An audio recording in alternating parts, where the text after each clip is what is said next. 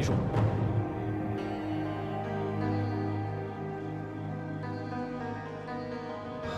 没事，你先进去。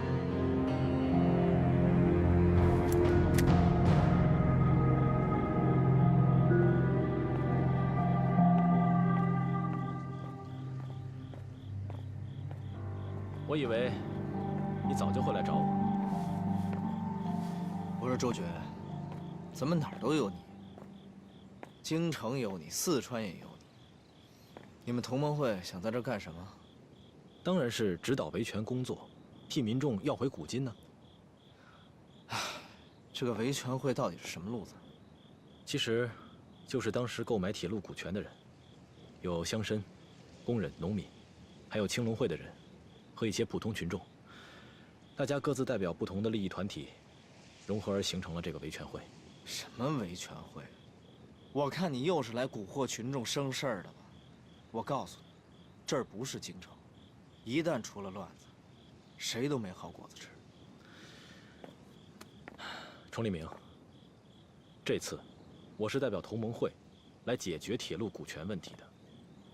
我不想诉诸武力，只想通过和平谈判的方式来解决这件事情。是吗？那你呢？你们又是来干什么的？我可是听说你是跟玛丽一起来的，是要来保证铁路签约的。我是跟玛丽一起来的，但谁说我是来保证签约的？那你是？当然是为了古今的问题。这件事情的来龙去脉，我全部都已经弄清楚了。在古今问题解决之前，我是绝对不会签约的。那说明我们俩终于达成一致了。那我们是战友了。谁跟你是战友？我告诉你，你们同盟会永远是朝廷的敌人，知道吗？你在京城的时候，不是也说要抓我吗？为什么后来把我放了？爷愿意，你管得着吗？程立明，你说说你这个人啊，明明心里想的是一套，嘴上说的又是另外一套。我告诉你，我来这儿不是找你说这个事，我是来跟你聊阿义的。Ah, Miss Mary. Help me send this telegram. Why are you doing this? Why do you want to help the Chinese? If the company allows me to give these people a little more money, then they might not be so resistant to us. That would make signing the agreement easier. Miss Mary, you haven't been here long, and you don't know them. They're nothing but shameless thieves, and they'll resort to anything for their goals. The railroad funds vanished on their watch, and it's their job to deal with it. I understand, but if we don't solve this problem, this agreement won't be signed. It's also not the company's job to underwrite the corruption of the Qing officials. 就是这些洋人，让我们的古今化为乌有。你们说怎么办？拒绝签约！拒绝签约！还我古今！还中国！还中国！拒绝签约！阿义，阿义怎么了？阿义是我兄弟，你少来蛊惑他。我可没蛊惑他啊，不过是给他讲了些革命道理。我就怕你给他灌输那些空洞的革命道理，那些都是实实在在的真理。崇立明，要论思想上的觉悟，谁又能控？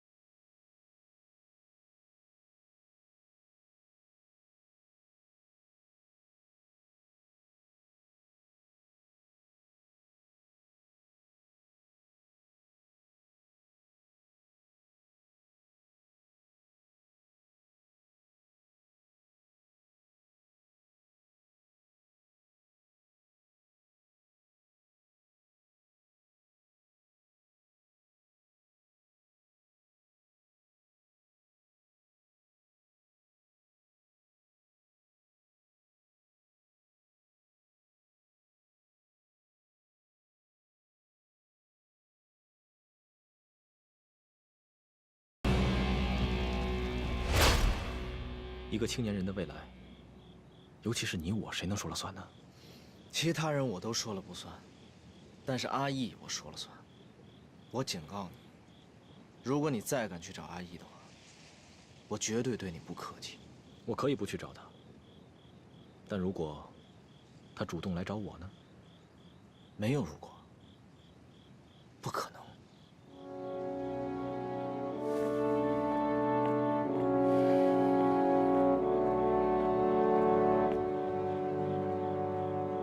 他是什么人啊？一个老朋友。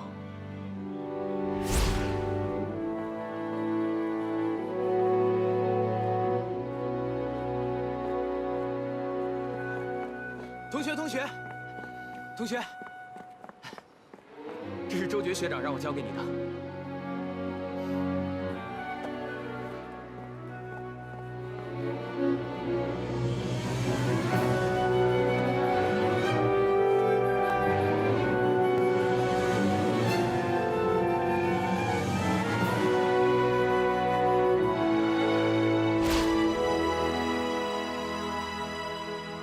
关注中国！关注中国！关注中国！哪来的？这个他妈不好收场啊！你说过不准伤害民众，那怎么办呢？你来人，我带马丽走。马丽小姐，快离开中口！用完了，快阻止他！怎么阻止？一旦流血，情况会更加失控。跟我走。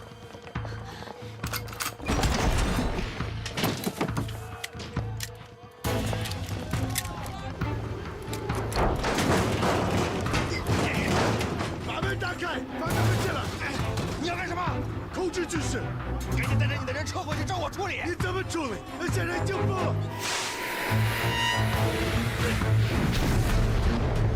快卧倒！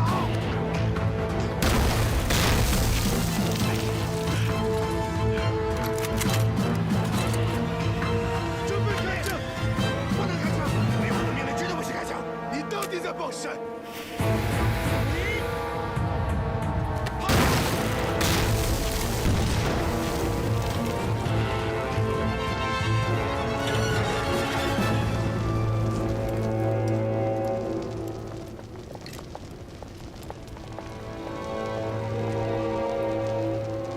你们要对此负责。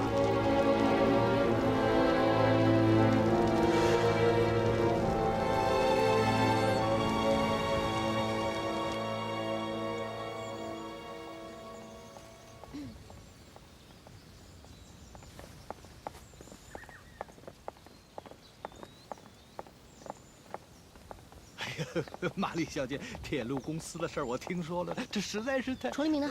在里边呢。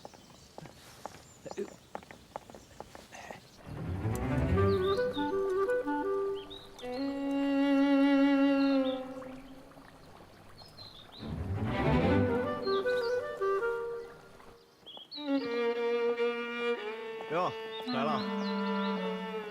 崇黎明，你是不知道发生了什么吗？还在这吃东西。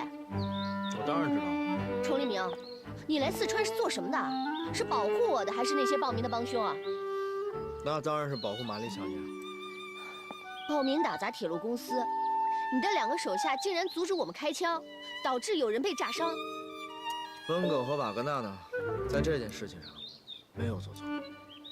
一旦开枪打伤了民众，你们公司就会跟纳南民众结下死仇，陷入万劫不复。如果真的变成那样，你这约还签不签？铁路还修不修？所以我说我这人是在帮你。那以后那些暴民再来闹怎么办？你管不管？首先啊，我得告诉你，他们不是暴民，他们只是一群被逼急了的普通老百姓。再说，人家也没冲进去。如果真的冲进去，我怎么可能让他们伤害到你？现在矛盾激化到这种地步，难道都是我们的责任吗？不全是你们的责任，但只有你们能解决问题。你什么意思啊？只要你们公司能出钱帮民众赎回古金，这事儿就没问题。如果不出钱呢？那民众就会一直闹下去。一旦百姓知道你们是强行签了约，他们会丧失一切理性，到时候后果不堪设想。你的意思就是任其发展，什么都不管了，是吗？玛丽，要不你回英国吧？你说什么呢？回英国，签约的事儿别管了。签约是总公司派给我的任务。你们公司给你安排的任务，那你就回去告诉你们公司，花钱就能解决。你就没想过要帮我解决任何问题，是不是？我这不一直在帮你想，一直在出主意，你听了吗？除了出钱就没有别的办法了吗？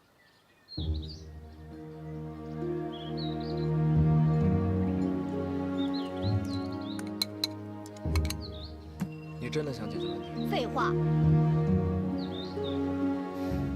行，辣的吃不了，带你吃点好的。站着别动啊！走。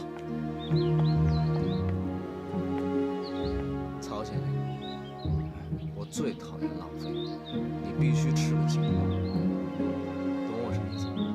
哎，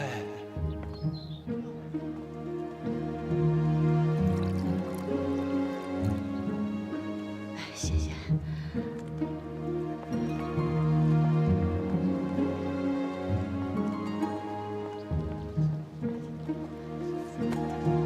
带我来这儿干什么？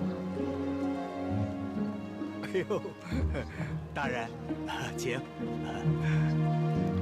喝粥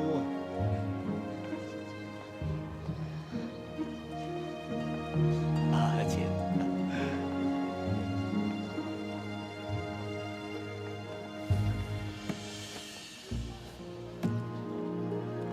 给您。谢谢老哥。慢用，慢用。哎，你看看，在这儿的每一个人，本来都是有房有产的，就是因为他们买了股权之后，才沦落至此，变得一无所有。玛丽，我问你，如果有一天你变得一无所有的时候，你还会在乎你的生命吗？这些人哪怕为了一点点希望，都会变得疯狂，不停地攻击你们。你觉得这铁路还能修建成功吗？那你说我该怎么办？除了解决古今的问题，没有其他的办法。如果想谈下去的话，就必须要有一种态度。慢点。我告诉你，如果不是因为这个粥厂的话，他们已经饿死了。不止他们，一大部分人都会被饿死。你说说。纳南城朝廷出了50万的古金，民众的集资一共450万，而现在呢，你愿意出50万，我可以把这50万直接拨给民众，不给朝廷。那谁能担保，他们拿了钱就不会再闹事啊？还能有谁？我呀。你？我不信，这事儿你根本说了不算。要谈，也必须找维权会的负责人。行，只要你答应，什么人我都帮你找。程黎明，我希望你这是真心在帮我。玛丽，你看着我的眼睛，难道不像真心吗？喝粥吧，尝尝老百姓的馒头。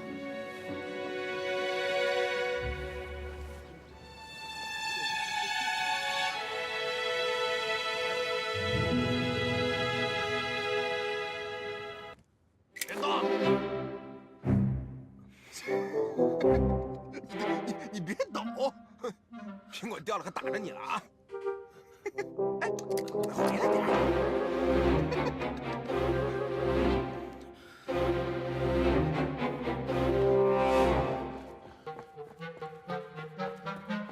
咋回事啊？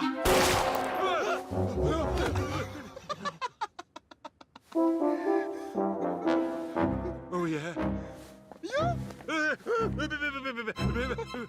有话好说，有话好说。你就是刘举人，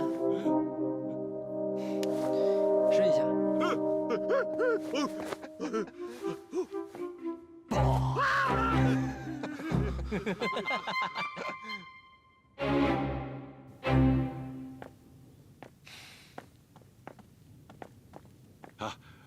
不知两位大人驾到，有失远迎，刘某罪过啊。哪里，是我们打扰了大人才对。不过再怎么不容易，终究还是见到大人您了。那我们就长话短说了。听说你在铁路维权会的声望很高，我们才找上门来的。是刘某肩负了民众之信任，如今纳兰遭此大难，我也是其中一员呐，也有不少银子投在了铁路股权当中，对民众之痛苦感同身受啊。承蒙大家信任，才让我做了这个联合会的总理事，实在惭愧啊。那您在维权会说了算吗？股民的事情没有谁能说了算，只有股民自己可以。刘局长，现在远东铁路公司愿意出一笔资金，来分担一部分股金的问题，但是必须要维权会出一个说了算的人。事成之后，你们必须要答应不再生事，顺利签约，这样对大家都放心。他们愿意出钱？对呀，他们很有诚意。那你呢？我没问题，只要能为百姓做一点实事，刘某义不容辞。哟，想不到刘举人如此深明大义啊！不敢当，这是我应该做的。我们来的时候还觉着想见你一面都这么难，以为您没这么好说话。哪里话？如今民众的各种抗议，只不过是大家当腻了祖上之鱼肉，活不下去，义愤不平闹事罢了。若是真能和平解决，民众又能拿回自己的损失，我何乐而不为呢？想不到你还是个挺通透的人啊！刘某为民众愿全力以赴。好，来喝茶。阿姨，阿姨。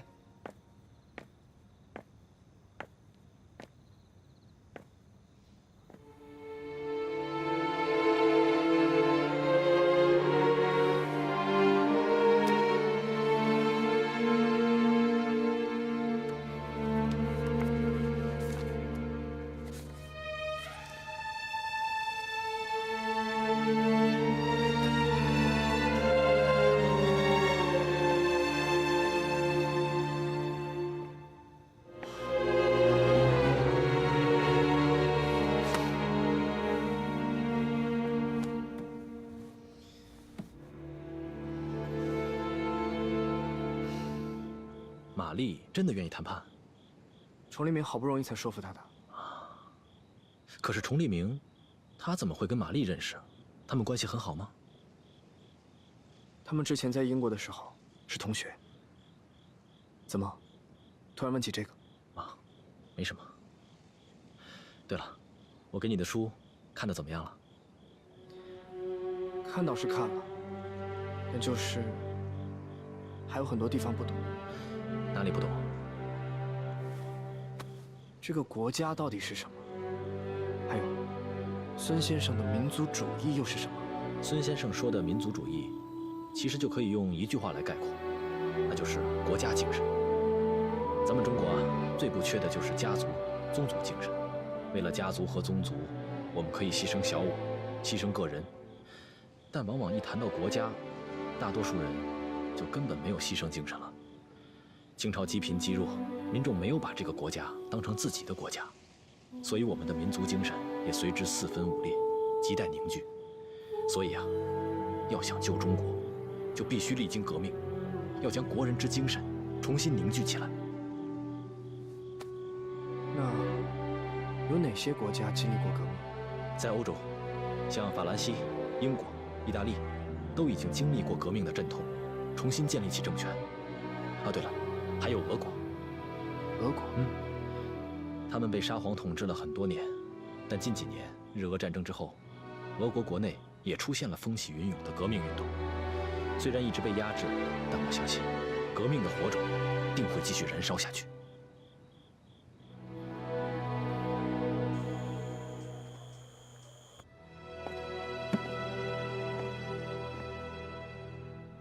回来了。这个是你的吧？你干什么去了？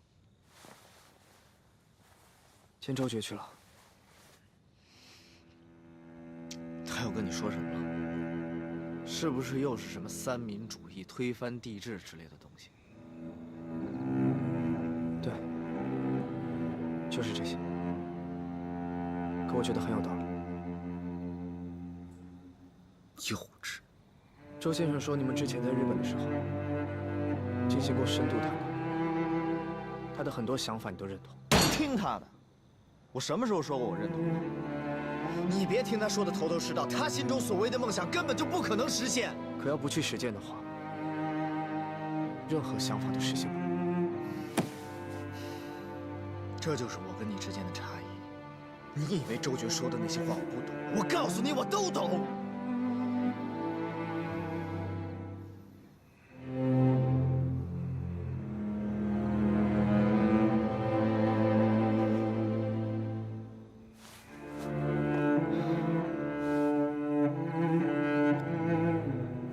算了，我们之间不说这些了。以后别再去找他了，听到没？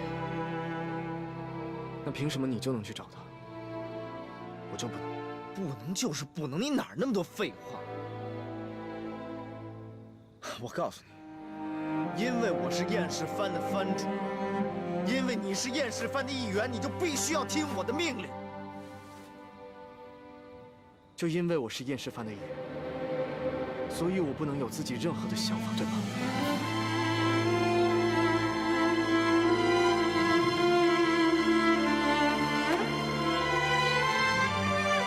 书还给我。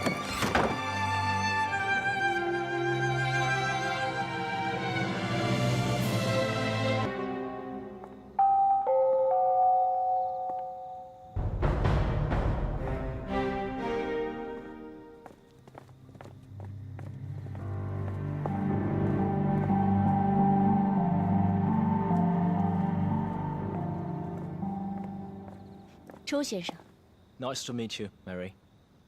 等您很久了，请进。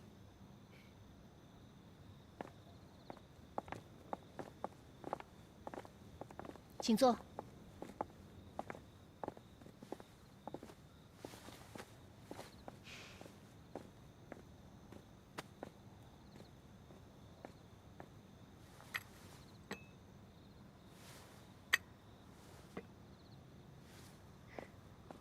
周先生的英文很好，在西方留过学。我去过欧洲，但是留学是在日本。论革命，英国人最早最有经验，日本人很善于学英国人。玛丽小姐，日本和英国不一样，中国和日本也不一样。就算是中国革命，英国也是帮过你们的。当初你们的孙中山先生在伦敦公使馆，可是英国的政府和人民帮助他逃了出去，才能继续革命。对了，他还把这段经历写成了一本书，叫什么《伦敦蒙难记》。周先生听说过这本书吗？玛丽小姐，咱们是来谈股权的，我就是想问问你，关于补偿民众的股权，你能出多少？我也好跟民众们交代。周先生应该知道我的难处，来纳南这么长时间了，就因为联合会的阻拦，至今不但没有签约，反而连性命都受到了威胁。我敬重你是革命义士，希望你能说服民众，不要让他们再闹了。说服？你放心，只要你能把这件事情解决了，我愿意个人给你一些答谢。什么意思？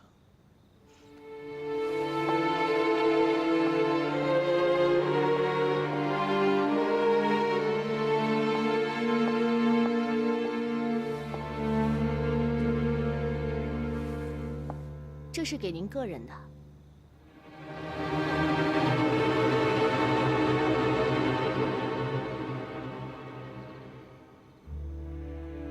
看来我还是把你们想的太高尚了。我原本以为这会是一场平等的谈判，但没想到是我把问题想得太简单了。周先生，您不要误会，签约成功对中国来说，铁路可以继续修；对于您来讲，和我们交个朋友，肯定不会是坏事。玛丽小姐，您觉得我会愿意跟一个只用了区区50万，就换取了数千万长远利益，却只肯用这3根金条来解决古今问题的人做朋友吗？你说话请注意分寸。我和你已经无话可说了。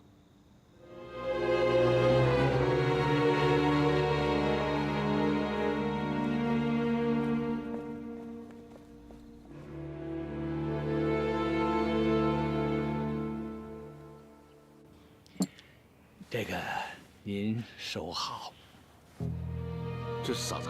这是洋人让我给您的。洋人弄了半天，让你来找我。哎，这就是英国人给的。那不是说好了要退还古金？这是干啥呀？哎，您还不知道啊？这他们压根儿就没打算真退呀。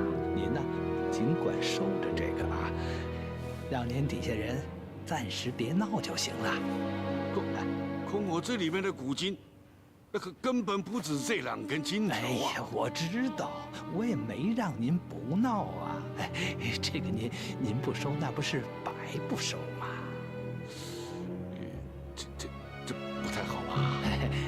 您旁的别想，就想想您以后，这要真是签了约，我们得跟洋人打交道，不是吗？那得罪他们没必要啊，您说不是吗？那好，回头我去说一说。要不说您是深明大义呢。哈哈哈哈。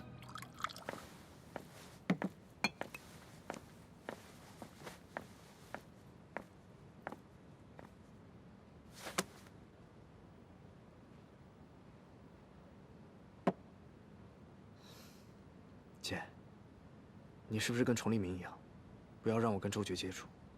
你别老听周爵满嘴嚷嚷革命那套。你知道他革的谁的命吗？革的是我，是崇利明，是你，是我们所有人的命。不是的，真不是。我告诉你，革命党和朝廷那就是形同水火，势不两立。周爵那样的人本就是我们的敌人。姐，周爵的革命，不是革你们的命。周爵跟崇利明都一样，都是希望我们这个国家能好起来。你要是不信的话，你跟我去见一趟他们。不去。姐，你就信我这一次吧。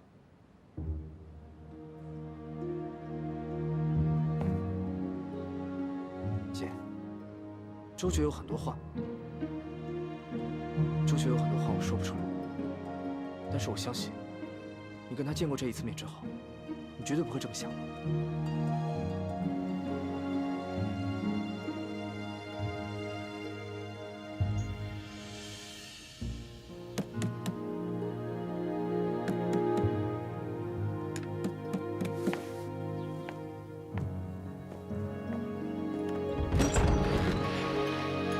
阿姨，你来了。这位是？我是雨初。阿姨的姐姐，那快请进吧。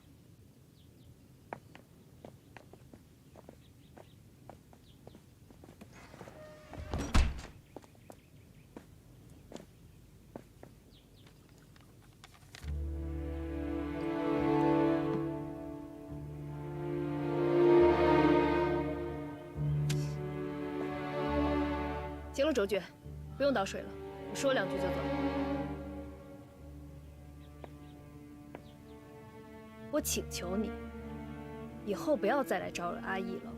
姐，我知道，崇利明很赏识你，阿义也是。有些话他们不会说，但我今天必须说清楚。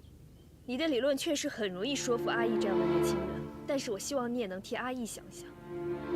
他是叶世蕃的人，你觉得在这个世道，同盟会和叶世蕃能够共存吗？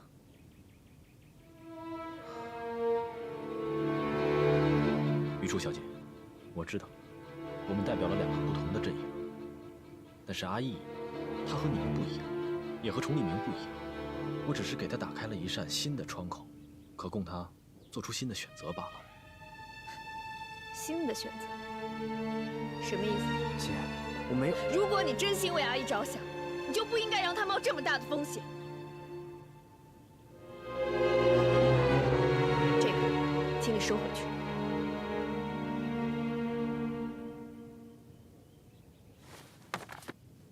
阿义，我们走。玉初小姐，姐。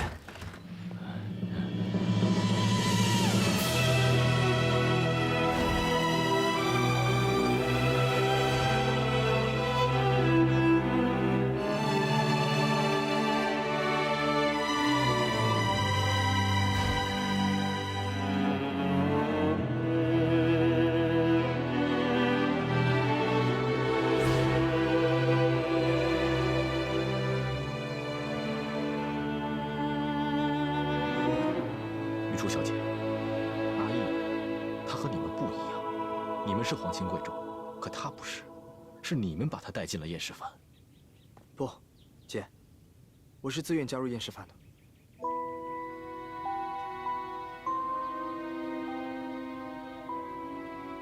这位是？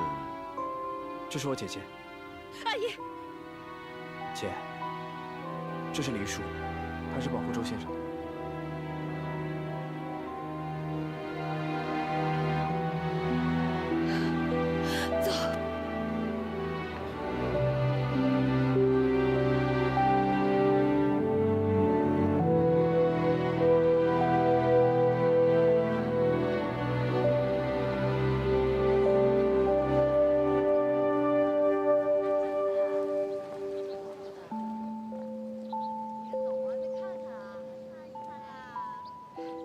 姐，你怎么了？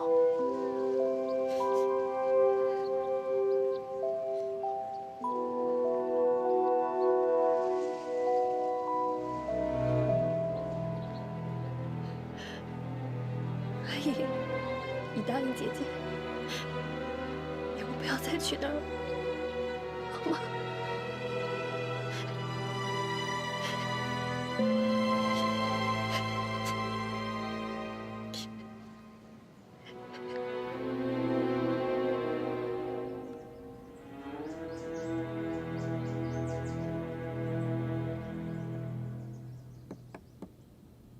进来吧，放桌子上。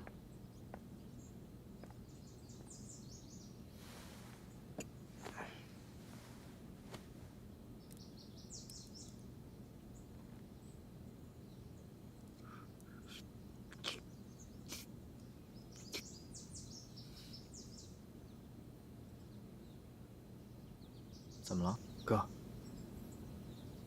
你去看看雨初吧。他怎么了？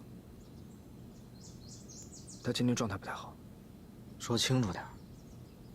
反正你去见他你就知道了。你把他怎么了？我今天带他去见周雪了。你带他去见周决？为什么？他不让我去见周先生。为了让他了解周先生，我就把他给带过去了。我不是告诉过你不要去找周决的吗？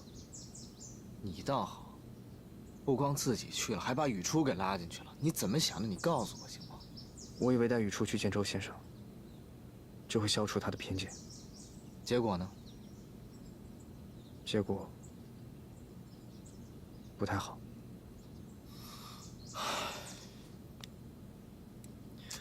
我也不知道他为什么会变成这样。人在哪儿？铁路公司吧。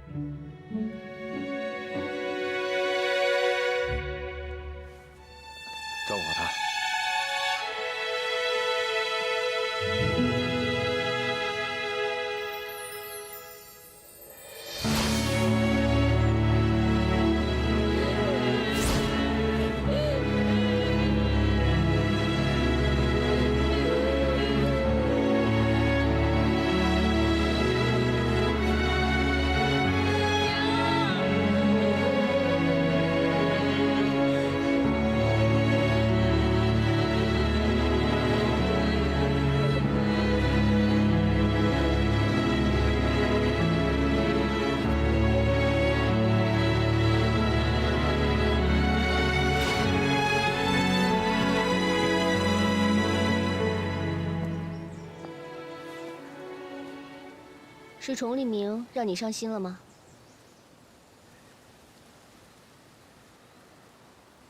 不是。那是谁？其实有些话你可以和我聊聊，如果你愿意的话。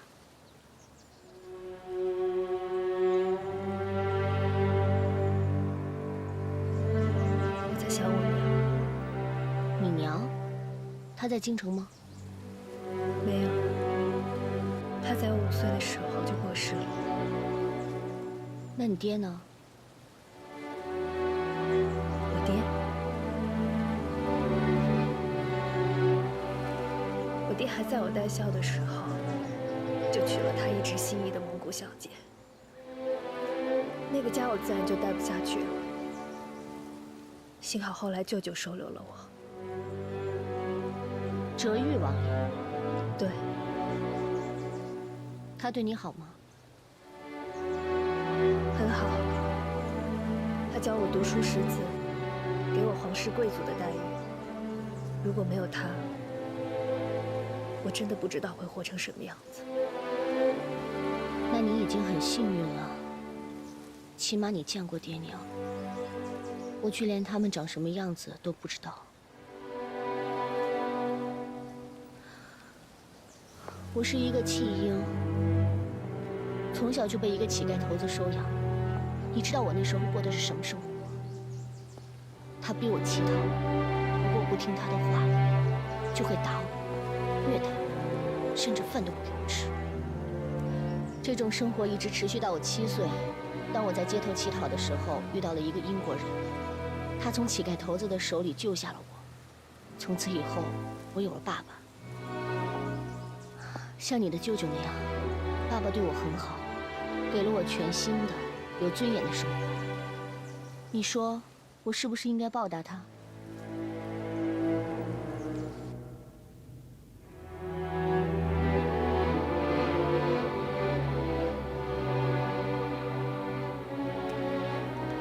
黎叔，黎叔，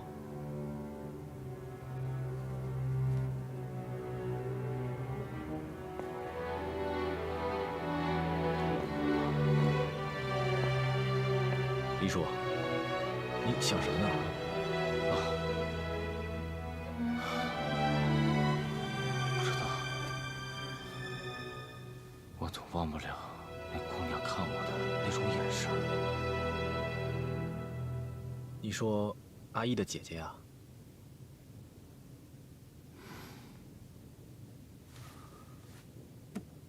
我有种预感，那姑娘很危险，眼神儿像是要找我寻仇，想杀我的那种。黎叔，你是不是太紧张了？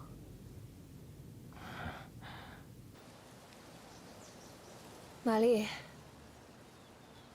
你到底想和我说什么？我想让你帮我解决一个人。谁？周决。你手下有那么多人，为什么要来找我？因为据可靠情报，他身边有个很厉害的人，我怕我的人对付不了。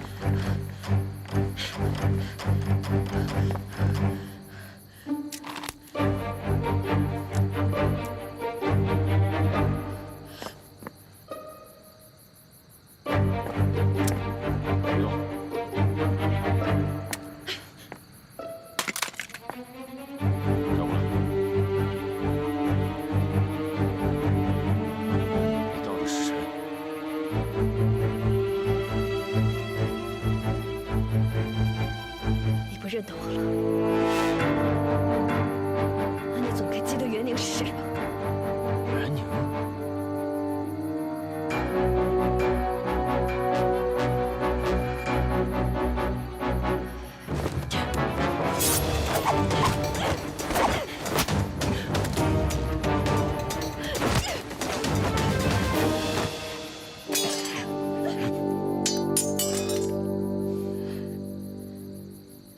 干什么？袁宁不记得，那若婉呢？若婉，你记不记得？若婉？谁是若婉？你什么都不记得了。 10年前受过一次重伤，虽然把命捡回来了，但是什么都忘了，连我的名字都记不起来了。你认识我？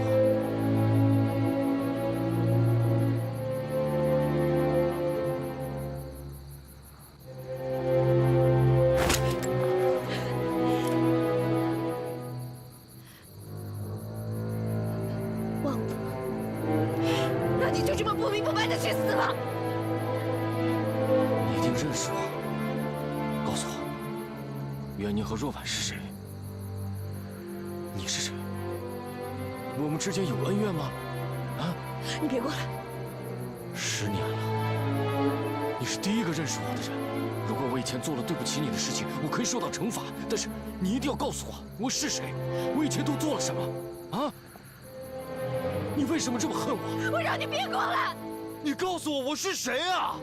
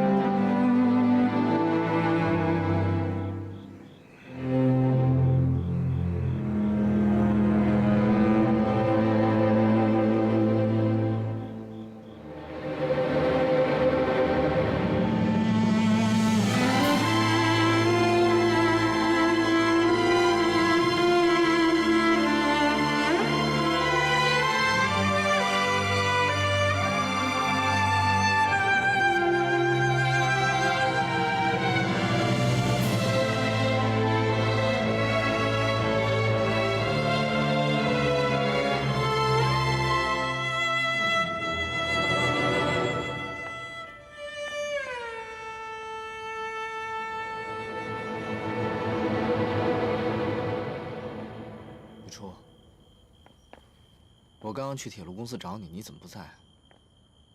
你去哪儿了？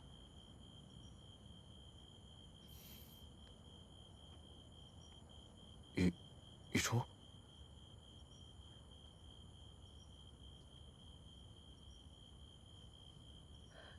你知道我刚才看到谁了吗？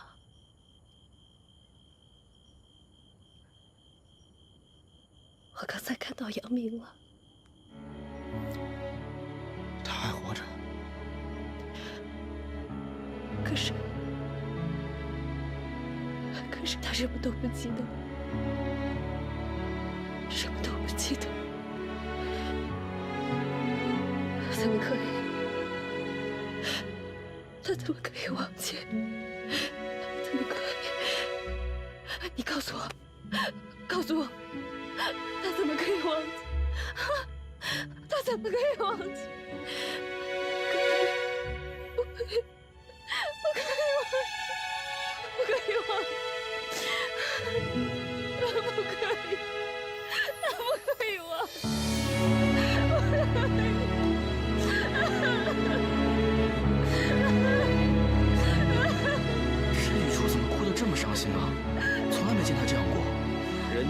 自己心爱男人的怀里哭，再伤心也是值得。你说的有道理。不过咱爷跟对玉树这么好，我也认了。哼，你不认你还能怎么办？你能跟哥比啊？哼，滚！哎，等会儿，你是说周决身边的那位高手遗书就是杨明？10年前，杨明带着燕世蕃进了马贼村，8人成行，7人回。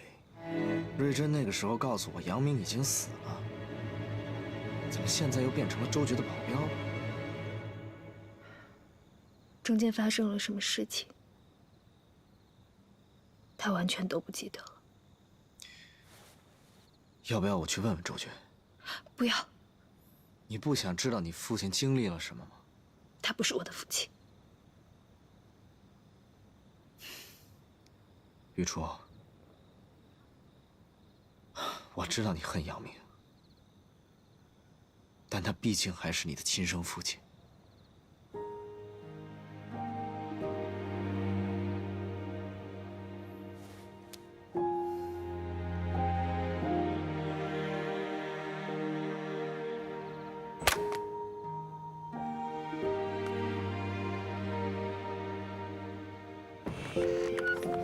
李叔，你刚才去哪儿了？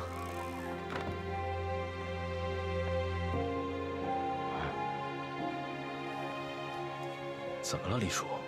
从来没见你这样过。周先生，你说，在我失忆之前，我是个什么人啊？是不是一个恶人？怎么了，李叔？到底发生什么事儿了？我刚才发现有人入院，以为是刺客，但是没想到，就是这个叫雨初的姑娘。她说她认识我，说我伤害过她，但是我不记得我都做过什么了。这么多年，你一直都在同盟会，我认为你应该没见过他。李叔，一个人的记忆或许会因为受到创伤而失去，但一个人的本性是不会随着时间的流逝而改变的。这么多年的相处，我知道你是个好人。玛丽让你去刺杀周决。对，玛丽说，周决是这次签约最大的阻碍之一。看来我把这个玛丽想得太善良了，我竟然还安排她跟周决见面。不过你为什么要听她的呀？因为玛丽手上有哲玉的手谕，哲玉嘱咐我，一定要尽全力协助玛丽完成这次铁路签约。这个玛丽太过分了。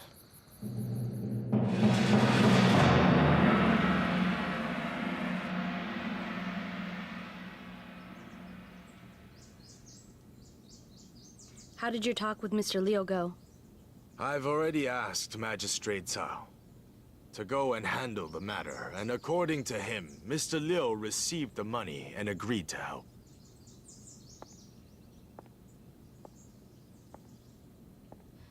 With his assistance, we can consider the problem solved. At present, I suspect the Commission is simply using Mr. Liu as another stumbling block for us. The real power behind the Authorization Commission is likely to be the new Banner Alliance representative. So any problems he poses are resolved?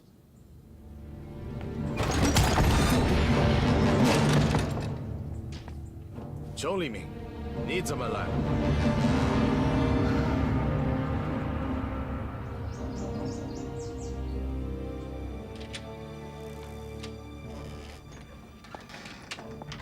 什么事？你说呢？坐吧。为什么刺杀周决？雨初都告诉你了，那个周决死了吗？当然没有。看来你们燕氏藩没有一个愿意为朝廷做事的。你不要以为你手里有一份折谕的密令，就可以代表大清朝廷发号施令。谁愿意代表你们大清？我只是希望你们做好自己应该做的工作。我们的工作不是杀人。那你们燕氏藩还能干什么？崇礼明，你怎么不想想，为什么朝廷派你们燕氏藩来保护我谈判，仅仅是因为一些暴民造成的危险？我听哲玉说过，你们燕氏藩历代行走在黑暗中，为皇家完成一些见不得光的任务，行刺暗杀，本来就是你们的惯用手段。你胡说！我崇礼明的燕氏藩绝对不会做这种事情。我们做事光明磊落，对得起自己的良心。良心？你崇礼明什么时候有良心了？你什么意思？你当年不辞而别的时候，良心在哪？你骗了一个17岁少女，又抛弃她，你的良心呢？对不起。现在说对不起。当年呢？我当年是随代表团去旅欧，我那个时候已经跟你说过，我们不可能。那你可以带我走啊。我们不可能的。不可能。不可能！你为什么要接近我，接受我？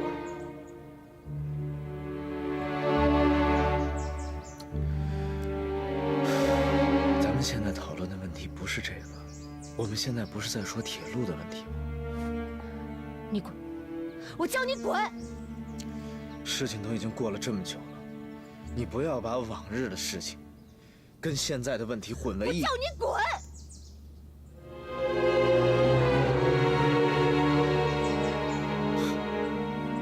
走！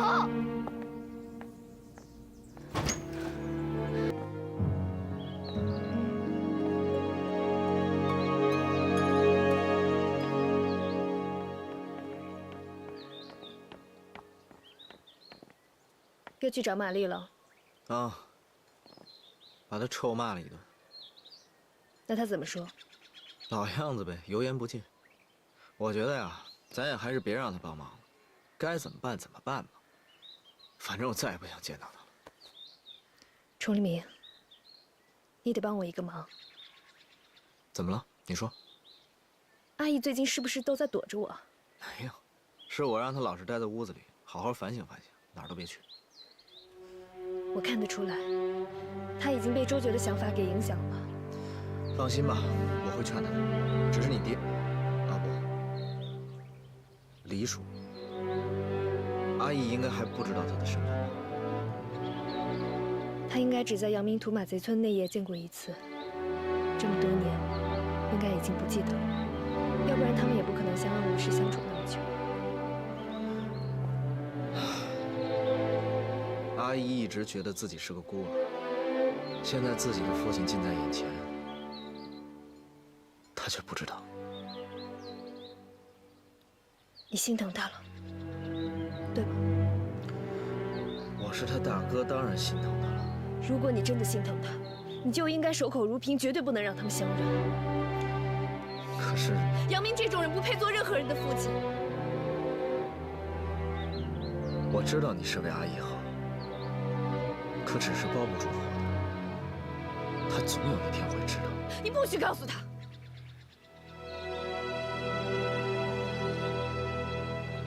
哥，轻一点，跪下！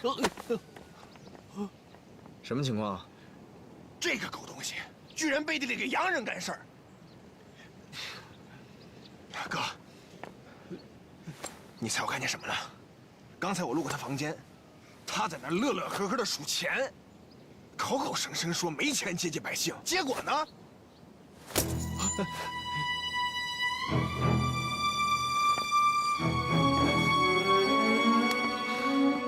什么情况？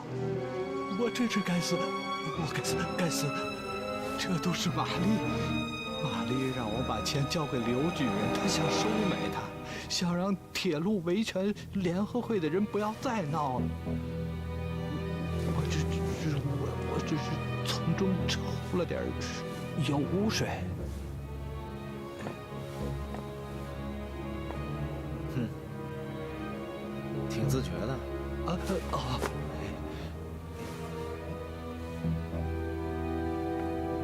果然谈判只是个幌子。看来玛丽让我去打听这个维权会的代表，是想通过他们借此控制维权会。就是啊。哎呀，卑职替玛丽传话，实在是一时糊涂。行了，我问你，这个维权会平时在哪儿集会？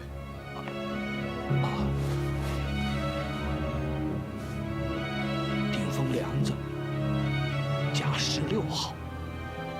顶峰梁子甲16号。跪下。对。您走好啊。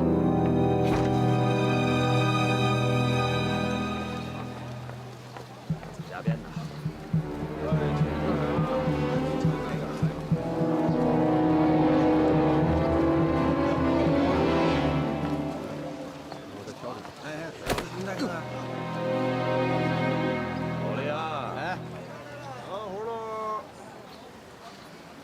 撞了人你也不说对不起。对不住爷。我问你，顶峰梁子甲16号在哪？往那儿走1里地，再向东拐半里就到了。铁路维权会是不是在那附近？就在那附近。下次走路小心点。爷您慢走啊。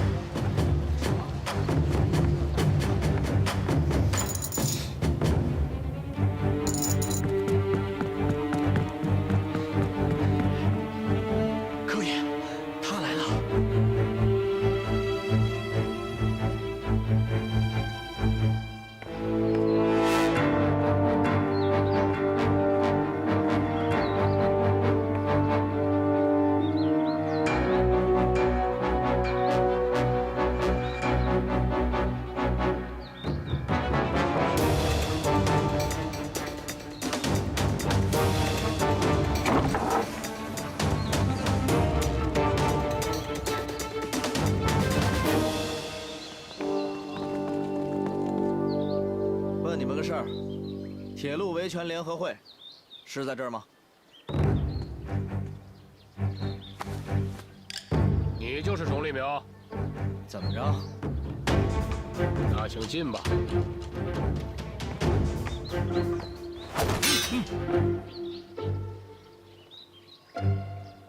什么意思？什么意思？想进门，得弯着腰进来。爷今天就要直着腰板进。那你来呀！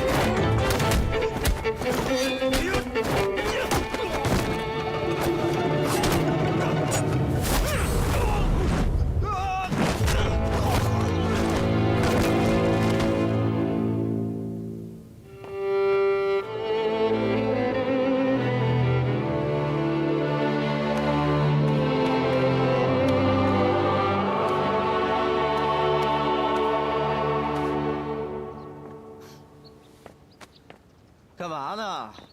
学关公呢？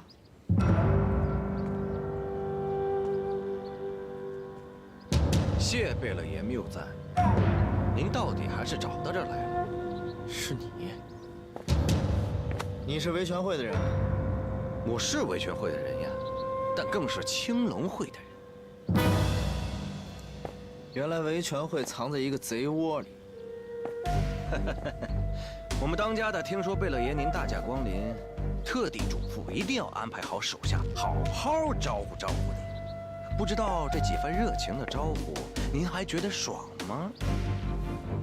就那几个兄弟，打得一点都不爽，还把我衣服都弄脏了。哦，既然贝勒爷觉得他们只是道开胃菜，那就让小的给您上道硬菜吧。哎，算了吧，我打累了。估计你这样的，打不了几招也完蛋。好，看招！呀！爷刚刚不是说了吗？我打累了，硬菜就算了，还非要往上上。别，爷，有话好好说。刀还不放下？哎，好嘞。过来啊！告诉我，你们那当家的在哪儿呢？就在里屋，我带您去。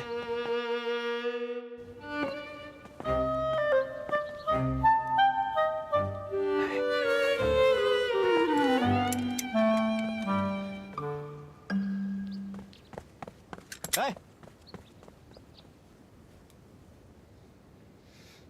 小柯，贝勒爷，咱好久不见。给你一条生路也算我做一件善事，怎么不好好珍惜？是啊，我这些年日日夜夜都不敢忘怀贝勒爷对我的大恩大德。今天终于能好好报答你了。你知道你这叫什么吗？叫什么？叫好了伤疤忘了疼。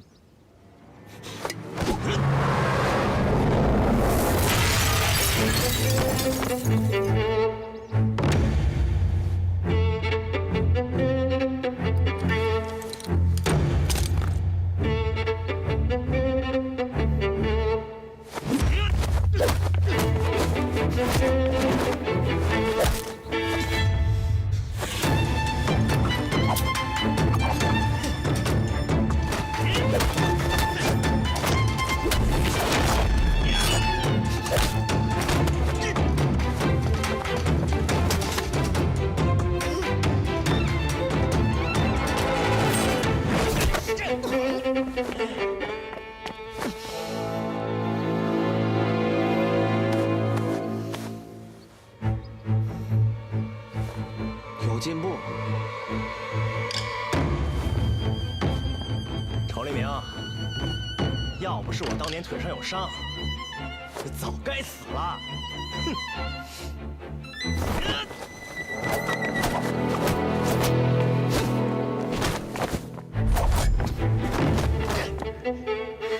就这点本事？找死！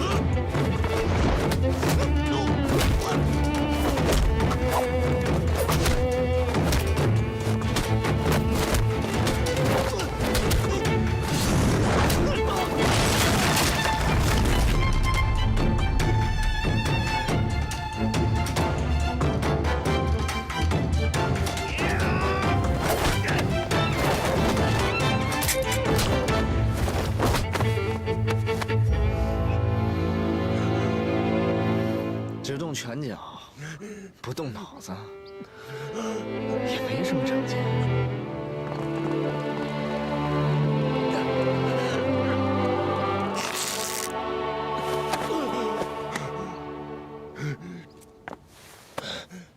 放箭！住手！住手！放箭啊！谁敢放？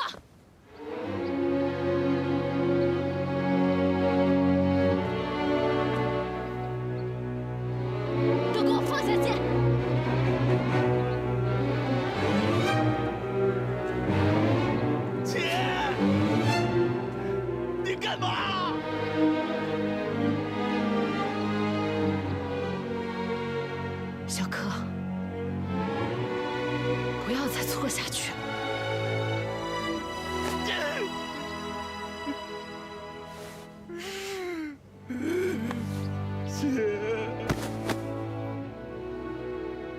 这是干嘛？这一跪，一是为了谢爷的救命之恩，二是为了刚刚小柯的冒昧赔罪。小柯意气用事，但我敢保证，他刚刚绝对没有要伤害爷性命的意思。你觉得他有那个能耐吗？你不必跪我，起来说话，我明白。你说当时我放你们两个走，就是想让你们过上一个安稳的生活，怎么反倒你们会进入青龙会，我就搞不明白了。当初我跟小柯逃回老家，是真的想过安稳的日子，可是没想到，小柯跟青龙会的人混在了一起。后来青龙会的老大看上了我，霸占我做他的婆娘。小柯为了保护我，把他杀了。最后阴差阳错，他当上了青龙会的老大。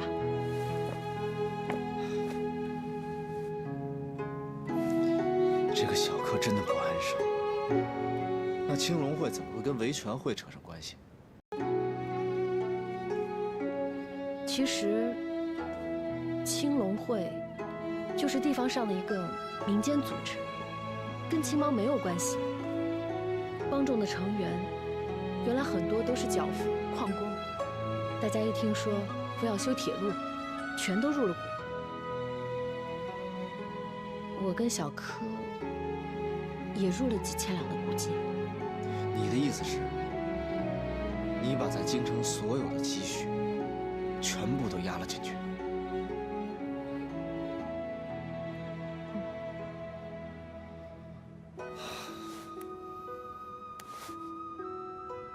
听说这铁路要卖给英国人，大家能不生气吗？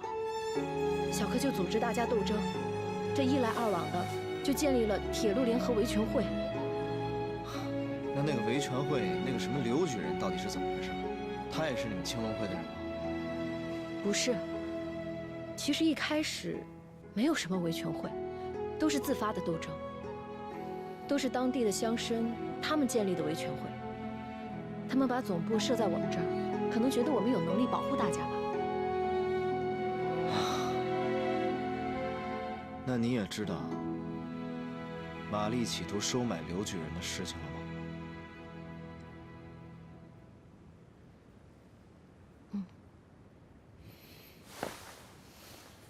他有没有收买你们？没有。他就算收买小柯也不会答应的。小柯现在就是一心的组织斗争，不惜用武力。所以就是说，冲击铁路公司，烧掉牌匾，全部都是小柯的主意。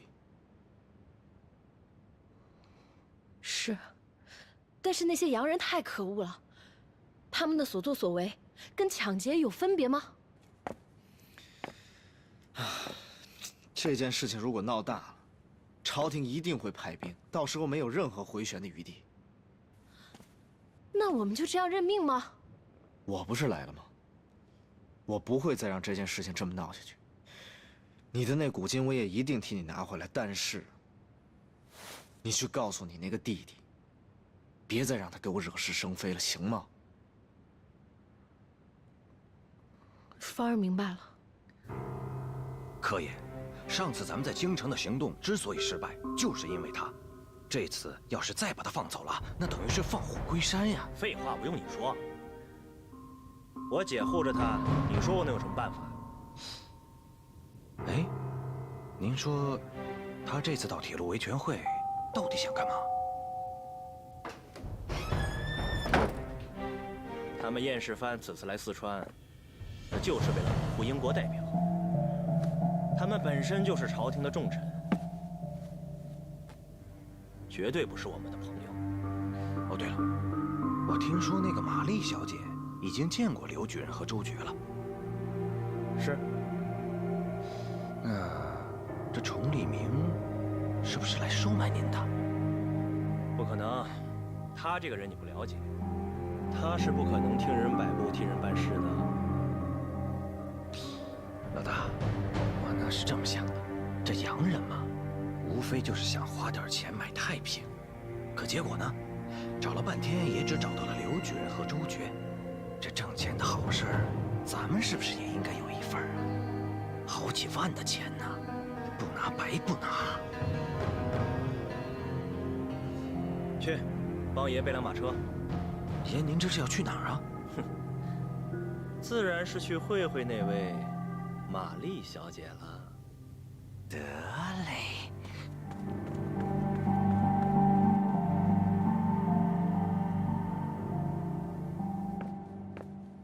哎，姐，信给我的。谁送的？不知道，就插在门缝里。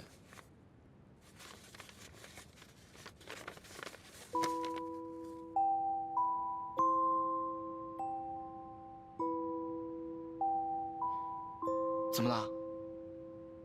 没事儿。哎，姐，你去哪儿？我陪你去。不用了，我一个人就行。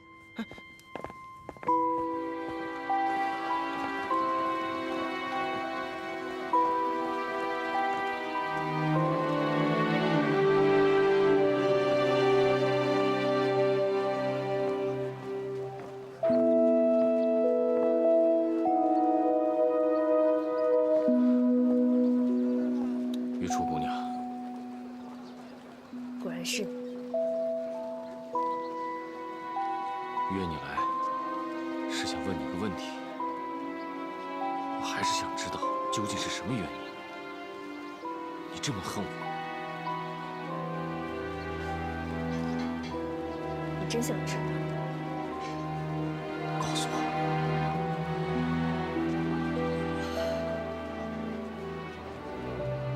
一个人一直活着，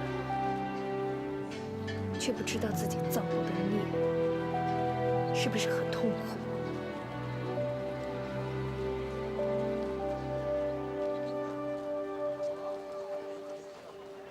是。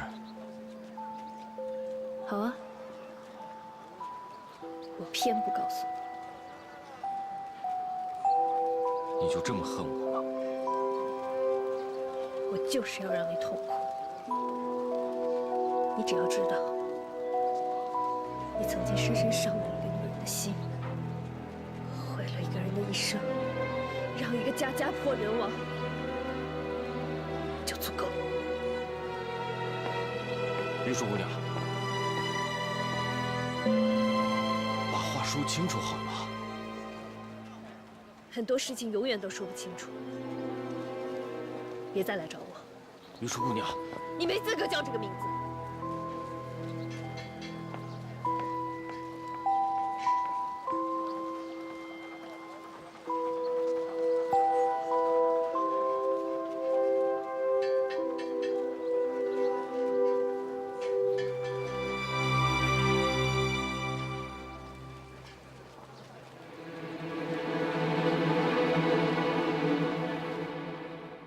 青龙会总堂堂主，怎么会有空来我这儿坐坐了？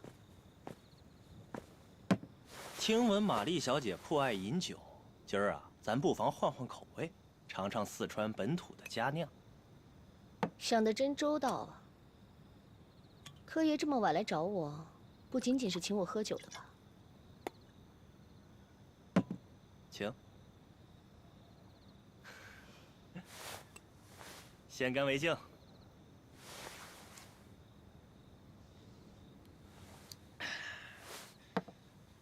玛丽小姐果然是冰雪聪明啊！听说玛丽小姐已经找过周先生和刘举人他们了。小小县城，哪儿都是你的耳目。玛丽小姐说笑了。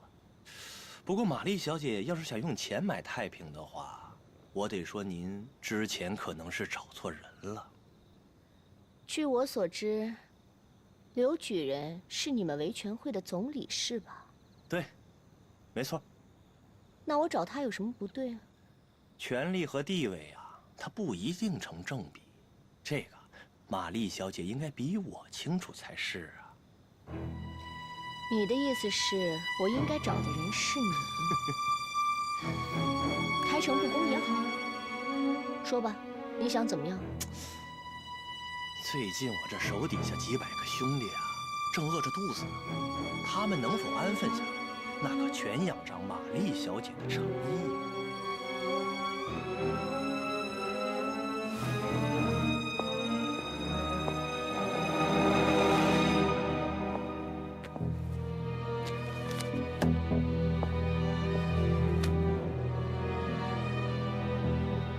这些恐怕不够吧？这可是10万两。玛丽小姐，真不是我贪心，实在是兄弟们太多，不够分呢。那你想要多少？再加个2。你是不是太高看自己了？玛丽小姐觉得我不值这个价钱是吗？您只需要出100万两，就可以谈成500万两的生意，这要求不过分吧？况且我可以向你保证，只要我拿着钱，在铁路签约之前，纳门城上上下下绝对不会有人闹事。那签约之后，玛丽小姐，您怎么还不明白？你们铁路公司不就是为了签约吗？签约之后，那你们修铁路就是合理合法的事。如果再有人闹事，到时候自然由朝廷派兵出面镇压。朝廷可是向来不把老百姓的命当命的。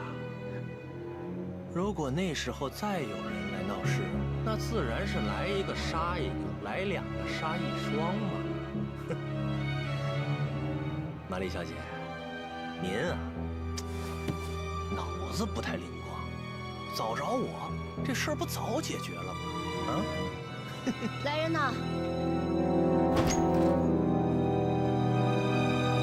玛丽小姐，把柯爷的酒拿好，送客。玛丽小姐，您这是什么意思？请吧。哼。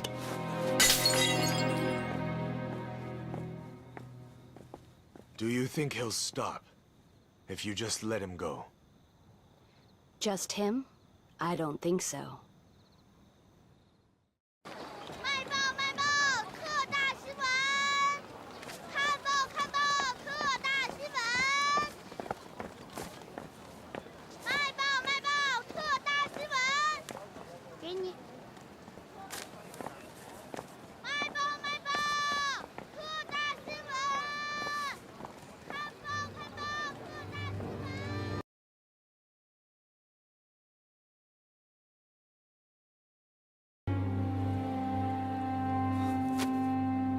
这不可能。钱大人最近一直在想办法为百姓讨古金，在这之前，他肯定不会签约的。那你说，这会不会是玛丽的手段？这倒有可能。玛丽这个人很有心机。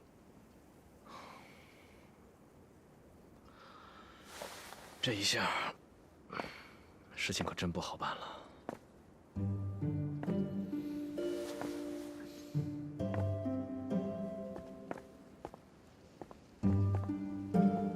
周先生，那些不过是新闻而已。我相信钱大人，并没有真的决定签约。阿义，你不明白，玛丽这一招让钱大人骑虎难下。我太清楚舆论的影响力了，他可以无中生有，弄假成真的。那现在该怎么办？办法倒是有一个，可是必须得有你帮我。你说。我要亲自去一趟县衙，去说服钱大人。好，今晚8点，我在县衙等你。好。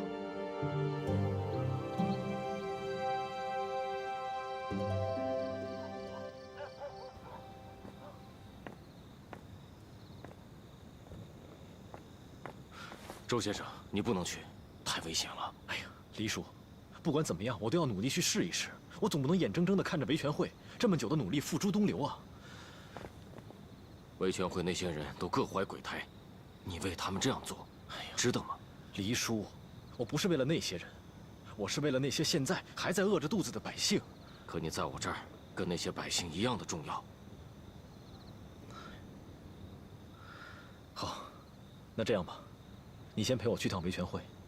出了这么大的事儿，大家肯定都坐不住了，千万别再出什么乱子才好。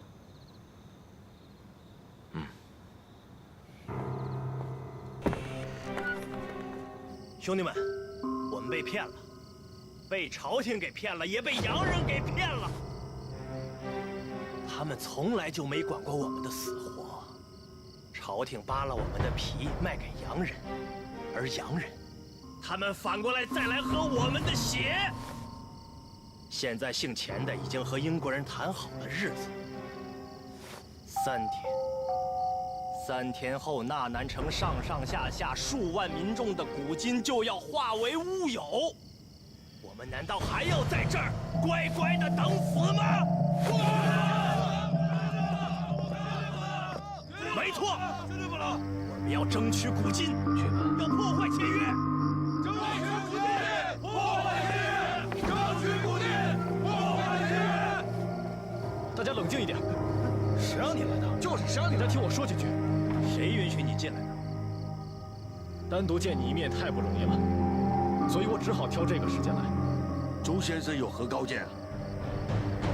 大家听我说，我希望大家千万不要冲动，尤其是签约那一天，一定会有朝廷的重兵保护，那个时候行动无异于去送死啊！你胡说八道！现在不动手，难道等咱们死了之后再动手吗？谁告诉你阻止签约就一定要动手闹事啊？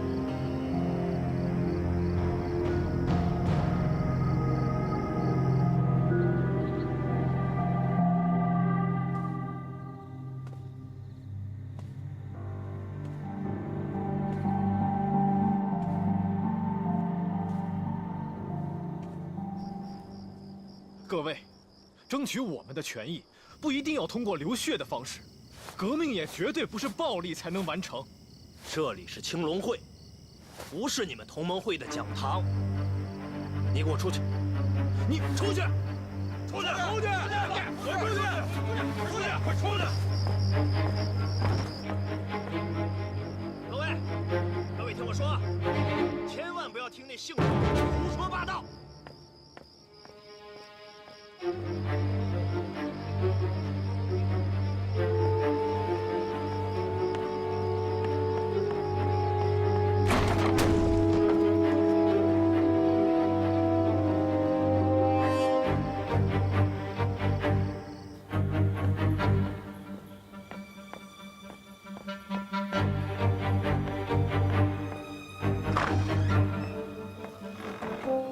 周先生，这么晚了，你怎么在这儿？一萍姑娘，你得帮我个忙，带我出去。怎么了？一时间我也说不清楚。不必说了。走，我带你走后门。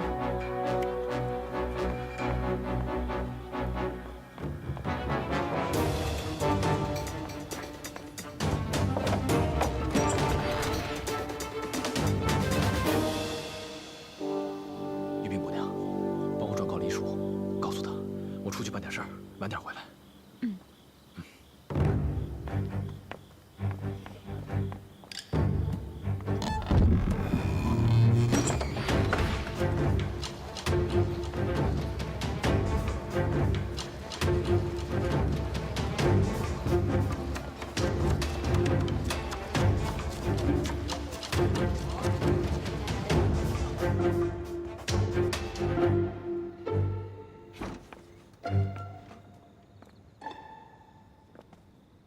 是你？签约的事情我听说了，钱大人，您应该也不知情吧？玛丽给我下了套，虽然我没答应她，现在谁还能相信呢？我有一个办法，可以让大家都相信你。什么办法？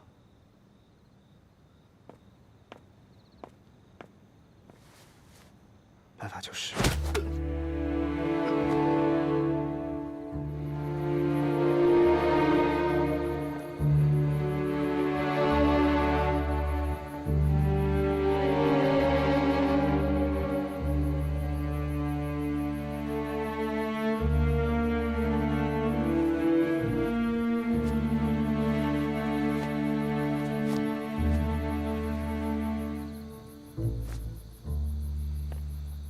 我叫周觉，是同盟会派来纳兰县的代表，负责指导铁路维权会的斗争。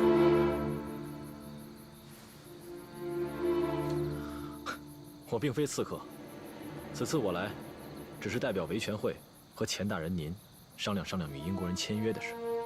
如果你不相信的话，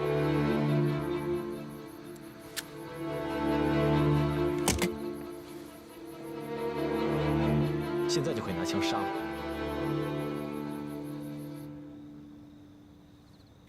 钱大人，被胁迫的滋味很不好受吧？哦，对了，来看看这报纸。难不成钱大人真的要和玛丽签约吗？现在全城的百姓都以为我要出卖他们的权益，跟英国人签约了。只要3日后您拒绝签约，那些舆论自然不攻自破。可是现在民愤已经形成，如果在签约之前发生意外怎么办呢？今天我来，就是和您一起解决这个问题。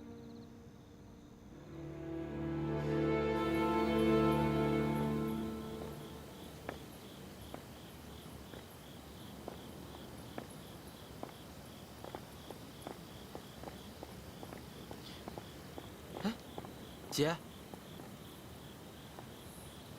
一天没见你，你去哪儿了？阿义呢？他刚刚去后院了，你找他有事啊？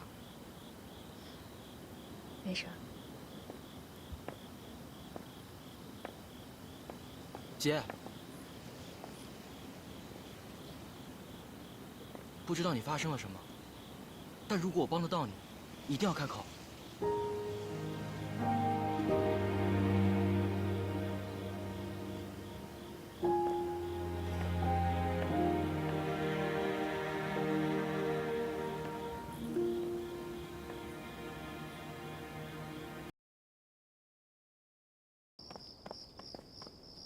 乾坤，这到底是怎么回事？这个周觉，真的只是来谈事儿的。我没说错吧，姐？闭嘴！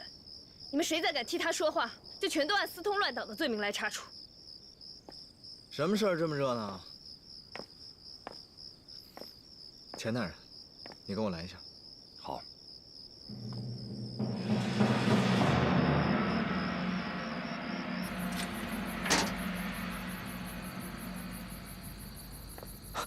姐，别叫我姐。你也看到了，他没有刺杀钱大人，他没有恶意。不管他动没动手，只要他是革命党，那就是我们的威胁。于初小姐，你我立场虽然不同，但我们对国家和百姓的希望却是一致的。这里没有人和你一致。我上次跟你说什么了？我让你不要再跟他接触。阿义，如果你真的想继续和他们这种人自由交流，大可不必要我这个姐姐。姐，这件事我错了，我不应该带他进县衙。但是你放了他吧。阿义，你不必。错误是我引起的，就应该由我来承担后果。他今天被关在这里，就是你要承担的后果。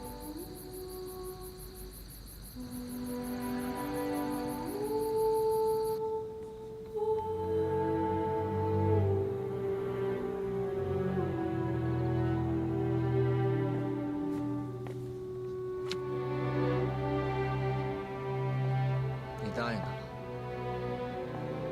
是的。你知道拒签的后果是什么吗？我知道，我会丢官，闹不好还会丢脑袋。你不怕？说实话，我怕。从接到和英国铁路公司签约任务的那天起，我就开始害怕。你也知道，这不是好差事。不签，负了朝廷；签约，负了百姓。我现在想明白了，如果签约，那就是逼纳南的百姓，百姓一旦生事，纳南就会血流成河。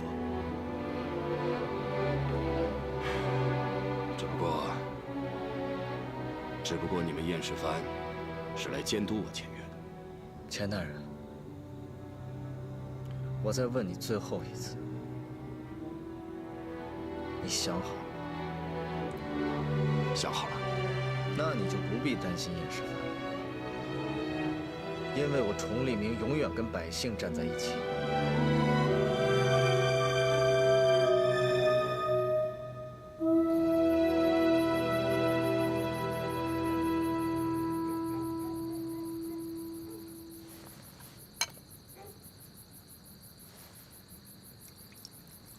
来，黎叔，喝点水，别着急了。他到底去哪儿了？黎叔，他说过他今晚一定会回来的。你知道他去哪儿了吗？他真的没跟我说。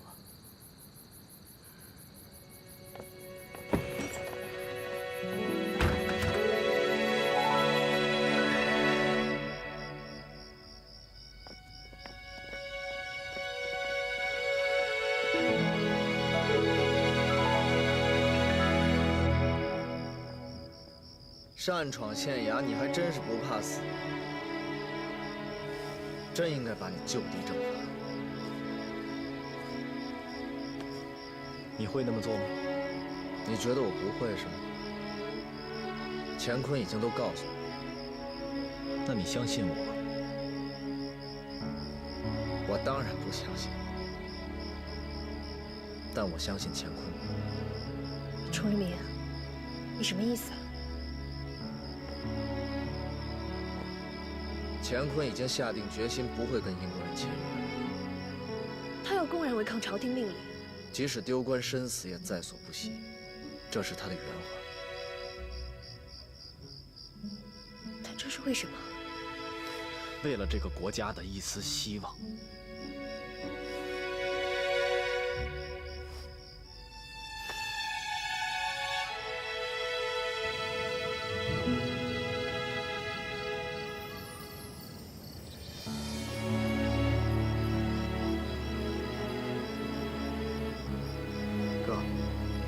我就知道，知道什么？我就知道你会放了周先生。我那不是放了，我只是给他一个将功补过的机会。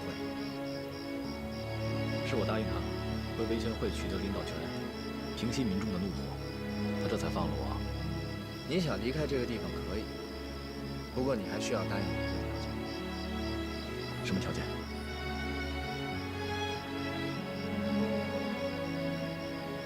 带着阿义一起过去。崇利明，你说什么呢？阿义，你掩藏燕世藩的身份，跟周决一起回铁路维权联合会，有什么事帮着他点，保护着他。你是让我监视他吗？让你监视他，说明我相信你。我替周先生做了那么多事，你就不怕我一去不返吗？可笑，你可能不回来吗？不可能。行吧，去吧，有什么事随时联系。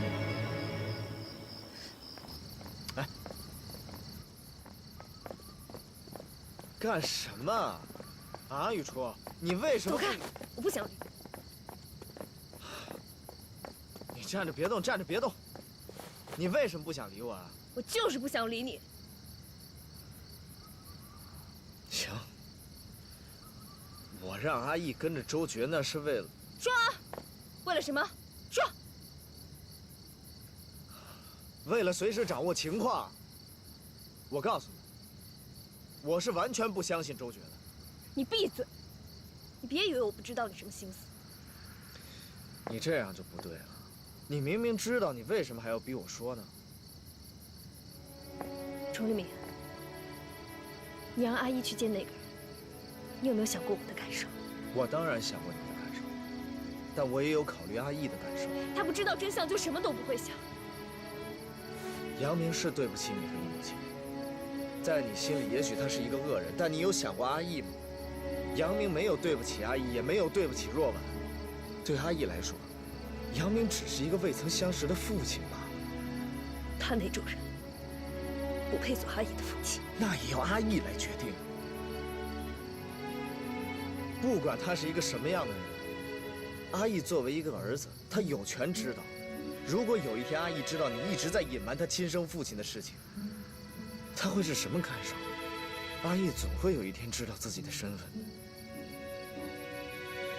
那你呢？你知道你的身份吗？你知道叶石帆的身份吗？你刚才放走的可是朝廷的通缉犯。阿义这样，你也这样，你们一个个都怎么了？都疯了吗？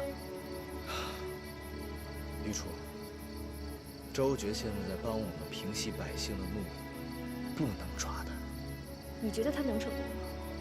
只要后天钱大人拒绝签约的话，应该不会出什么事。那又怎么样？以后呢？朝廷再换一个人来签约呢？你们的做法根本就是饮鸩止渴。不是，够了，好好想想吧。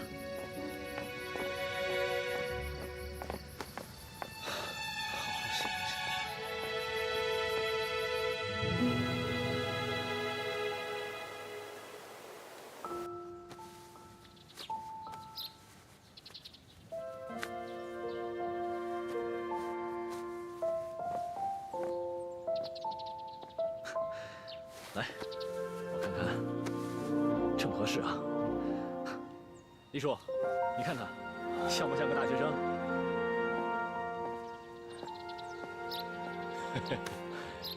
像，像。哦，等一下。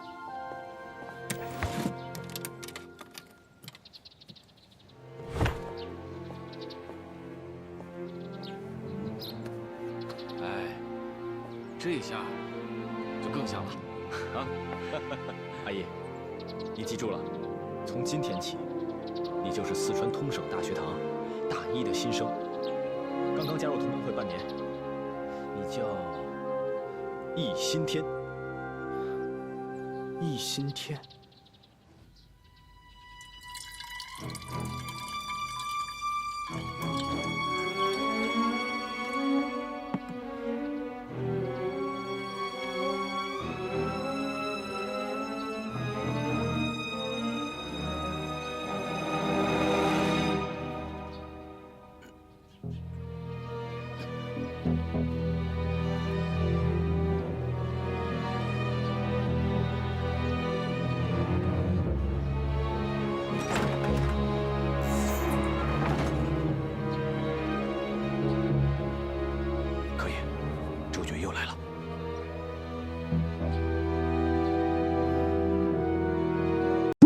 记得点赞关注哦。